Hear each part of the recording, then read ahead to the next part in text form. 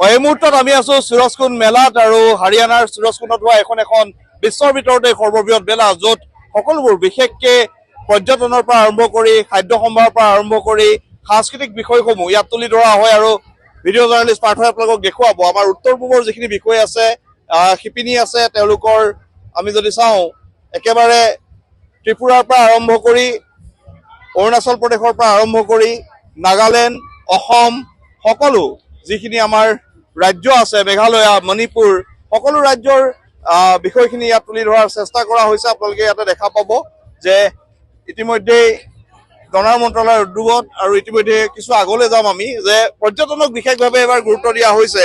পৰ্যটনৰ কথা যদি আমি কওঁ তেতিয়াহ'লে পৰ্যটনক এবাৰ বিশেষভাৱে গুৰুত্ব দিয়া হৈছে আৰু উত্তৰ পূবলৈ যাতে পৰ্যটকসকল যায় তাৰ কাৰণে ব্যৱস্থা লোৱাৰ ক্ষেত্ৰত ইষ্টাৰ্ণ ভয়েজ এটা কোম্পানী তেওঁলোকৰ হৈ তেওঁলোকে ইয়াতে গোটেই বিষয়খিনি চাইছে বা তুলি ধৰিছে। আপোনালোকে ইষ্টাৰ্ণ ভয়েজৰ হৈ গোটেই বিষয়খিনি ইয়াতে লৈ আহিছে ডনাৰ মন্ত্ৰালয়ৰ যোগেদি কোনখিনি বিষয় ইয়াত উপস্থাপন কৰিছে।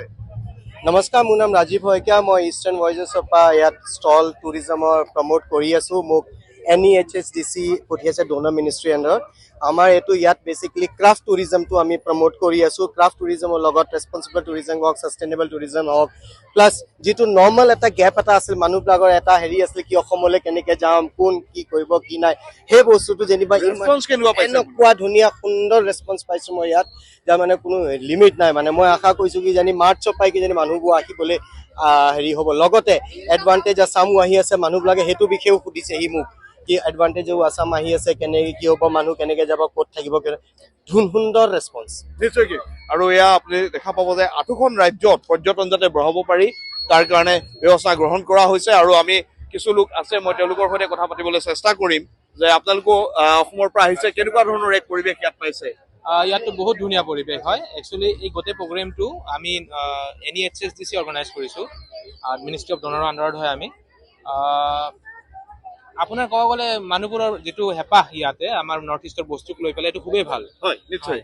আৰু আপোনালোকৰ সাংস্কৃতিক পাৰফৰ্মেঞ্চ আছে সুৰজকুণ্ড মেলাত, আপোনালোকে এইবাৰ অসমৰ হৈ বা উত্তৰ পূবৰ হৈ কোনখিনি বিষয় তুলি ধৰিব?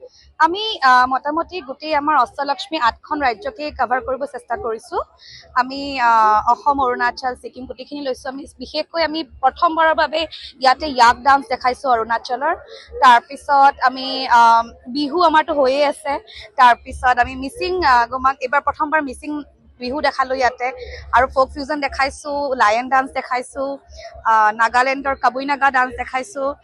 সমগ্ৰ উত্তৰ পূবকে সামৰি লৈছে। হয় হয়, এইবাৰ সমগ্ৰ উত্তৰ পূবকে সামৰিবলৈ চেষ্টা কৰিছোঁ, কিমানখিনি কৰিব পাৰিছোঁ নাজানো। আৰু এয়া আছিলে সুৰজকুণ্ড মেলাৰ পৰিৱেশ। আমি আপোনালোকক পুনৰবাৰ দেখুৱাইছোঁ এক খুব উৎসৱমুখৰ পৰিৱেশ ইয়াত বিৰাজ কৰিছে।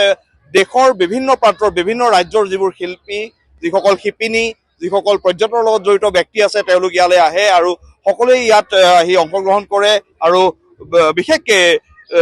বিশেষকে বিশ্বৰ অন্য প্ৰান্তৰ যিসকল বিদেশী ৰাষ্ট্ৰৰ পৰ্যটকসকল আছে তেওঁলোকো আহি ইয়াত উপস্থিত হয়। গতিকে এনেদৰেই এইবাৰ সুৰজকুণ্ড মেলাত উত্তৰ পূব বা অসমক তুলি ধৰাৰ প্ৰয়াস কৰিছে ডনাৰ মন্ত্ৰালয়ৰ যোগেদি আৰু আমি আপোনালোকক ইয়াৰ পৰা তাৰ এক পৰিৱেশ দেখালো।